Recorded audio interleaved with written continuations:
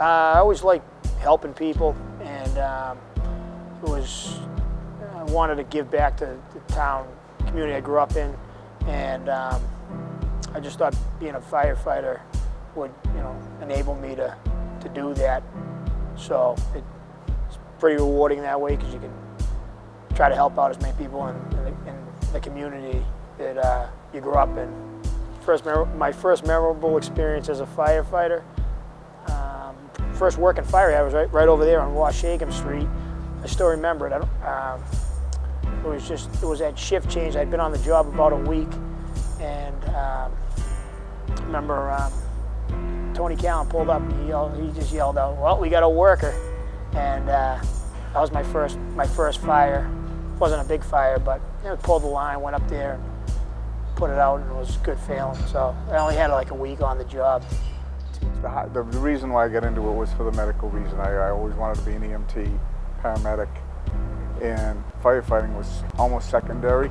I was in construction, and firefighting to me was a job where the guys came in, did their job, and left. And when they left, there was so much extra that needed to be done. So I really didn't start off trying to be a firefighter. I started off being a paramedic. And then once I started doing this job, I fell in love with the firefighting aspect of it. My wife grew up with a family of firefighters, so it's easy for her. And plus, she likes getting rid of me for 24 hours at a time.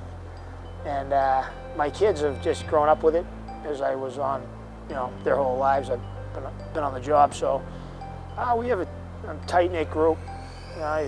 You live together, so you'll have arguments and whatever over the course of your career and stuff, disagreements and stuff, because it's like a family, because you live so close together, you eat together, sleep together, around each other for 24 hours, and you get on each other's nerves. But when the bell rings, we always, ever since I've been on, we never carried anything we had going on at the station outside. Once it's time to work, we always work, so, and did our job and whatnot, so it's always been good. It's always been a professional relationship, and it's always worked out well. Favorite part of my job is actually the people I work with. It's good camaraderie. We go out afterwards. We do a lot of things together. My first week on, we had a baby born on the Mass Pike. Very first week, car accident on the Mass Pike, and the woman had a baby girl on the Mass Pike. The hardest thing is kids. If you ever have a kid who, you have to resuscitate and they don't make it, that's probably the hardest thing, especially having kids. I have my own kids, so that can kind of wear on you. I do remember the first kid that we ever had that didn't make it, and it was a shock.